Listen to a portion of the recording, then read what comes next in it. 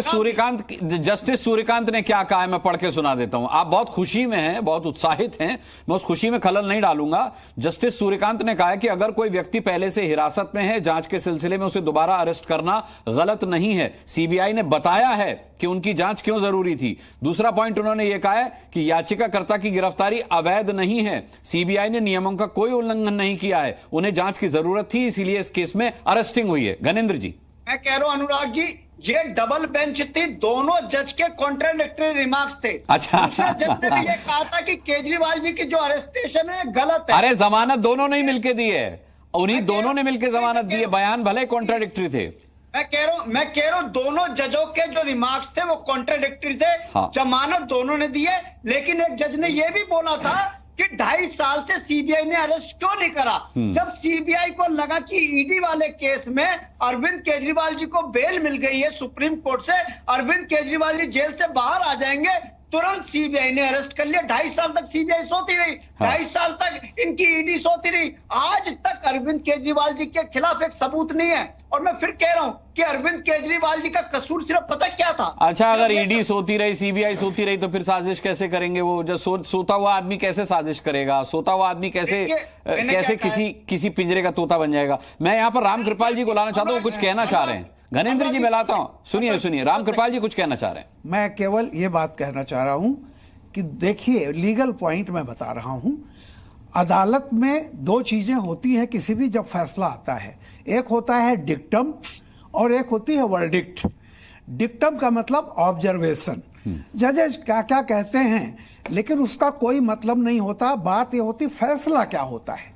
तो एक मैं बता दूं कि टिप्पणियां अपनी जगह होती हैं, लेकिन मैं सुबह से देख रहा हूं जब से हुआ है, लोग फैसले पर बात नहीं कर रहे हैं, जो सबसे महत्वपूर्ण चीज है। लोग ऑब्जर्वेशन पर बात कर रहे हैं। मैं केवल ये कहना चाहता हूं, जैसा अभी आपने कहा, दो चीज हमें समझनी चाहिए। बेल मिली है, बरी नहीं हुए हैं, रिलीफ मिली है, रिहाई नहीं हुई है। प्राइमा फेसाई मैटर उसमें है, जैसा अभी घराना जी कह रहे थे कि कोई सबूत नहीं मिला, तब तो आज बरी हो जाना चाहिए था। मैंने कहा देखिए, केस एडमिट है, केस चलेगा। और मत भूलिए कि लालू जी को भी बेल मिली थी। जब मुकदमे का फैसला हुआ तो जेल हुई। देखिए, ये हम नहीं कहते हैं क्या होगा नहीं होगा, बात फैसले की कर लीजिए और एक जज की टिप्पणी पर मत जाइए। हाई कोर्ट के जज ने जब इसी मामले में क्या क्या लिखा था वो भी देख लीजिए। तो मेरा यह कहना है कि ऑब्जर्वेशन पर बहस होने के बजाय फैसले पर अगर आप लोग बहस करें, क्या फैसला हुआ है, तो मैं समझता हूं ज्यादा सार्थक बहस होगी।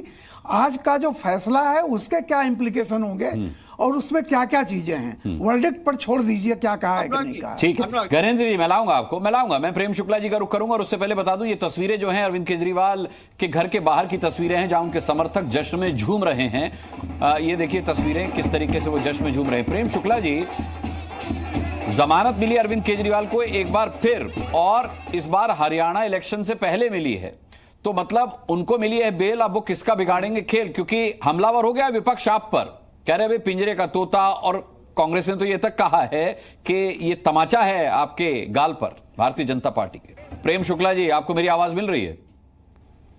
अभी आपकी आवाज आई है क्या? जी ना, मेरा प्रश्न यह है कि कांग्रेस से लेकर के तमाम विपक्षी पार्टियां केजरीवाल की जमानत का जश्न तो मना ही रही हैं, लोकतंत्र की जीत एक बार फिर इसे बता ही रही हैं, लेकिन इस बार वो भारतीय जनता पार्टी की सरकार पर भी हमलावर हैं। वो कह रहे हैं कि बड़ा जोर का तमाचा कोर्ट ने दिया है, सुप्रीम कोर्ट ने इस बार। देखिए, बड़ा अजीब जो है बातें लोग करते हैं और क्या इनको हो गया समझ से परे है।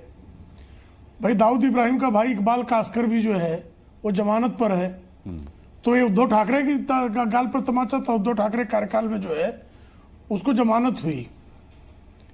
बहुत सारे अपराधियों को, मैं बमकांड के 10 अपराधियों को जानता हूं 1993 के, जो जमानत पर हैं। कन्हैया लाल के हत्यारे जमानत पर हैं। अभी बहुत सारे लोग जमानत पर हैं। तो वो जमानत पर हो जाने के कारण जो है जांच एजेंसियों के गाल पर यह तमाचा होता है, सरकार के गाल पर यह तमाचा होता है। तो कनिमोई की जमानत हुई होगी तो डॉक्टर मनमोहन सिंह का तो एकदम गाल लाल हो गया रहा होगा। ये राजा के समय तो उनके बेचारे बाल भी नहीं बचे होंगे, इतने तमाचे पड़े होंगे। ये कहना चाह रहे हैं क्या? भाई, सुप्रीम कोर्ट साफ तौर पर कह रहा है कि आपकी गिरफ्तारी जो है वो नियमानुकूल है। आपको ट्रायल कोर्ट ने कहा कि आपके खिलाफ प्रमाण है, हाई कोर्ट ने कहा कि आपके खिलाफ प्रमाण, और हाई कोर्ट ने तो यहां तक कहा कि आप बेहद अनैतिक और बेशर्मी कर रहे हैं जो आप मुख्यमंत्री का पद नहीं छोड़ रही। मेरी टिप्पणी नहीं है, ये दिल्ली हाई कोर्ट के कार्यवाहक मुख्य न्यायाधीश की टिप्पणी है ये। उसके बाद भी आपको कोई किसी प्रकार की शर्म नहीं है। आज आपको सुप्रीम कोर्ट ने आपको इंटरिम बेल दिया, तब कहा कि आप कार्यालय नहीं जा सकते, आप गवाहों को प्रभावित कर सकते हैं, आप जो है किसी प्रकार का निर्णय नहीं ले सकते। सुप्रीम कोर्ट आपको रेगुलर बेल दे रहा है और कह रहा है कि साहब आप कार्यालय नहीं जा सकते, कोई निर्णय नहीं ले सकते, कोई फाइल साइन नहीं कर सकते। तो साहब आपको इसके बाद भी जो केजरीवाल अन्ना हजारे आंदोलन के समय कहते थे किसी पर आरोप लगे तो उसको तत्काल त्याग पत्र दे देना चाहिए, उसको जांच होनी चाहिए। अब वो त्याग पत्र तो जाने दो, जेल में 177 दिन बिताने के बाद भी जब सुप्रीम कोर्ट उनको किसी प्रकार की हस्ताक्षर का मुख्यमंत्री कार्यालय में जाने का आदेश दे रहा है, तब भी उनकी बेशर्मी की हद है कि वो जश्न मना रहे हैं। तो साहब इसको जो है वो केजरीवाल सच्चे थे या आज वाले केजरीवाल लुच्चे हैं, मैं ऐसे शब्दों का प्रयोग नहीं करना चाहता, नहीं करिए। लेकिन आपकी जो हरकतें हैं मुझे बताइए ना, ये क्या है बताइए ना। बिल्कुल नहीं करना चाहिए, लेकिन इन हरकतों के लिए आप शब्द दे दीजिए अनुराग जी, आप तो शब्द भंडार हैं। नहीं अगर तब सच्चे थे तो आज क्या है? मुझसे ज्यादा तो आपके पास है शब्द। परविंदर सेठी साहब का रुख करता हूं। आप मुझे शब्द उधार दे दीजिए। ठीक है घरेंद्र जी, आपके पास आऊंगा, आप हाथ नीचे कर लीजिए। बिल्कुल आज आपके पास सबसे ज्यादा आऊंगा। परविंदर सेठी जी, अभी रामकृपाल जी बड़ी अच्छी बात कह रहे थे डिबेट के शुरू होने से पहले जब मिले थे, और उसी बात को मैं बता करके आपका रिएक्शन लेना चाहूंगा। वो ये कह रहे थे अरविंद केजरीवाल को जमानत मिल गई लेकिन मुख्यमंत्री अभी जेल में ही है।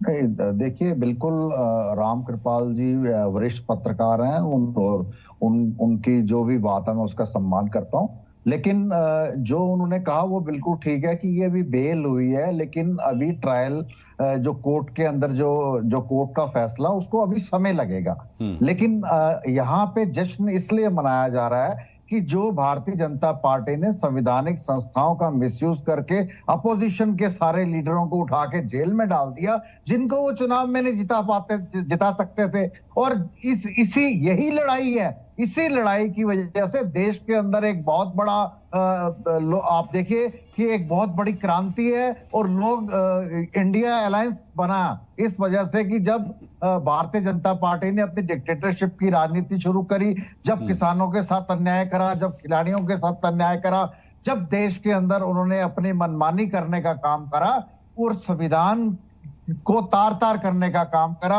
अरविंद केजरीवाल जी को जेल में डाल दिया, संजय सिंह जी को जेल में डाल दिया, सतेंद्र जैन को जेल में डाल दिया, मनीष सिसोदिया जी को जेल में डाल दिया, और उसके लिए अलग अलग जजेस ने टिप्पणियां करी। अरे कोर्ट कह रहा है गिरफ्तारी गलत नहीं थी, आप कह रहे हैं जेल में डाल दिया। नहीं देखिए अभी सुप्रीम कोर्ट, माननीय कोर्ट कह रहा है कि गिरफ्तारी गलत नहीं थी और आप कह रहे हैं जेल में डाल दिया। बीजेपी ने जेल में डाल दिया, सरकार ने जेल में डाल दिया, गिरफ्तारी ईडी ने की थी, सीबीआई ने की थी। हाँ, मेरी जो पीएमएलए का कानून है, जो ईडी के तहत जिन लोगों को गिरफ्तार किया जाता है, ईडी का गठन किया गया था। जो टेररिस्ट हैं, जो इस तरह के लोगों के लिए, जो गैंगस्टर हैं, उन लोगों के लिए, उनको राजनीतिक के लोगों के ऊपर टारगेट करके ईडी के थ्रू उनको जेल में डाला गया। जब ईडी ने जमानत दे दी, जब उनको लगा कि ईडी से इनको ये रिहा होने वाले हैं, तब सीबीआई ने उनको उठा के गिरफ्तार कर दिया। ये इसके बारे में कोर्ट ने जिक्र कराया कि उनको सिर्फ जेल में डालने के लिए जो सीबीआई ने उनके ऊपर इस तरह का कार्रवाई करी है। मैं ये सिर्फ ये कहना चाहता हूं कि अगर संजय सिंह की जमानत होती है, मनीष सिसोदिया की जमानत होती है, अरविंद केजरीवाल, चलिए मैं अपने संवाददाता देवेश भाटी का रुख कर लेता हूं एक बार। परविंदर जी फिर लौटेंगे आपके पास, वो इस वक्त मौके पर मौजूद हैं। ये तस्वीरें हम देख रहे हैं, अरविंद केजरीवाल के घर की बाहर की तस्वीरें हैं। कितनी देर में रिहाई मुमकिन है अरविंद केजरीवाल की, देवेश? देखिए गेट नंबर 4 से मुख्यमंत्री अरविंद केजरीवाल बाहर आएंगे, लेकिन उससे पहले कार्यकर्ताओं का जोश आपको दिखा देते हैं। बड़ी संख्या में जो आम आदमी पार्टी के कार्यकर्ता है वो यहाँ पर पहुंचे हैं और आतिशबाजी अब से थोड़ी देर पहले की गई थी और अब पूरा जश्न मनाया जा रहा है। नाच गाने और एक कार्यकर्ताओं का जोश देख सकते हो। एक लंबे समय के बाद उनके जो नेता है वो बाहर आ रहे हैं, लड्डू बांटे जा रहे हैं। जब से सुप्रीम कोर्ट का ऑर्डर आया, लगातार